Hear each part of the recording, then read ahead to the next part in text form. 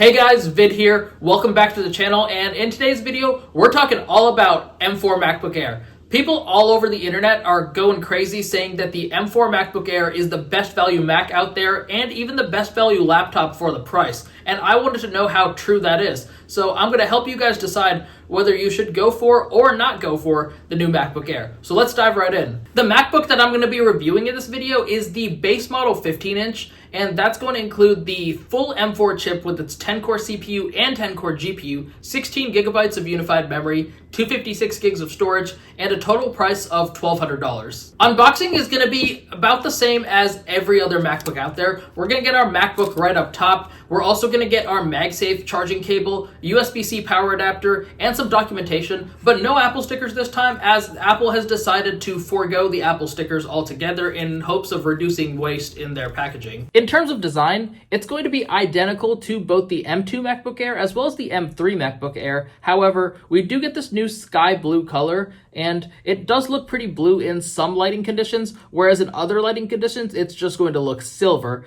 Now, in terms of ports, we still have our two USB-C ports and our MagSafe port for charging, and with the sky blue MacBook Pro, we're also going to get a matching sky blue MagSafe cable. The 15-inch MacBook Air is significantly thinner and lighter than the 16-inch MacBook Pro that I'm currently using. In fact, it's almost 1.5 pounds lighter, and when it's closed, it's thinner than my MacBook Pro with the lid open. With the upgraded 12-megapixel camera, we're also going to get center stage. Now, what center stage does is that when you turn it on, it's going to move and reposition the camera angle so that you're always centered within the frame. Now, this feature was first on the iPad Pros in 2021. However, this is one of the features that I quickly forgot about on the iPad, and I feel like with the Mac, I'm probably going to forget about this one pretty quickly as well. With the upgraded 70-watt USB-C charger from Apple, you can actually fast charge a laptop 50% in about 30 minutes. It's currently 11:25 right now, and in terms of our battery, we're at 25%.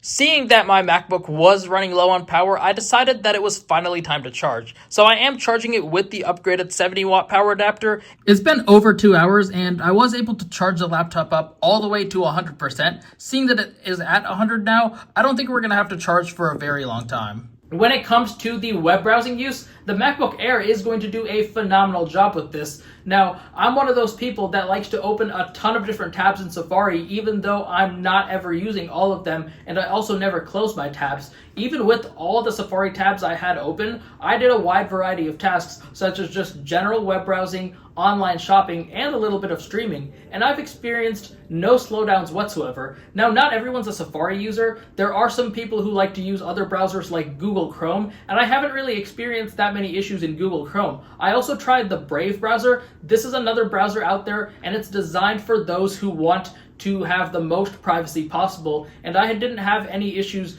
doing all these tasks in the Brave browser either. The MacBook Air also does a really good job for those who want to use their laptops for entertainment use cases, such as watching videos or listening to music. Now, the display is going to be a really good one. It's a Liquid Retina display with 500 nits of brightness, and it's going to be plenty bright and plenty crisp for most users out there. It's not as good as the Liquid Retina XDR display on the 16-inch MacBook Pro. However, it's still really good. In fact, the only time I notice a decrease in the quality is when I put it right next to my 16-inch MacBook Pro side by side.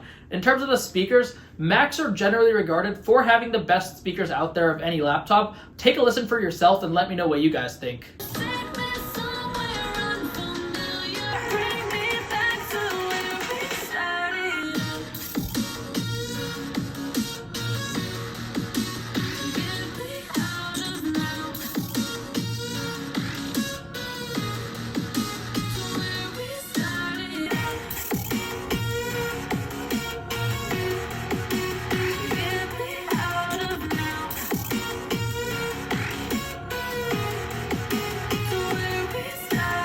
So there you guys just listened to both the 16-inch MacBook Pro and the 15-inch MacBook Air. Personally, I like the MacBook Pro speakers a lot more. I love how much bass the MacBook Pro has, and if you're coming from a MacBook Pro and want to downsize to the MacBook Air, you are going to be disappointed by the decrease in speaker quality. However, they're still not bad speakers in the MacBook Air. It's just not as good as the ones in the Pro. Another area the MacBook Air excels in is productivity. My main productivity use case includes using ChatGPT for research, using Notion to script out my YouTube videos, and using things like the calendar and reminders apps, and I have not experienced any issues or slowdowns whatsoever. In fact, when it came to typing out a ton of notes in Notion, I actually like the MacBook Air a little bit better than the Pro because the Air is so much thinner, it's not going to dig into my wrists when I'm resting my wrists on the desk and typing as compared to my MacBook Pro where I have to deal with this issue a lot. When it comes to some of those more intensive apps, I never had an issue when I was using each app individually. In fact, I edited the entire video start to finish in Final Cut Pro on this M4 MacBook Air,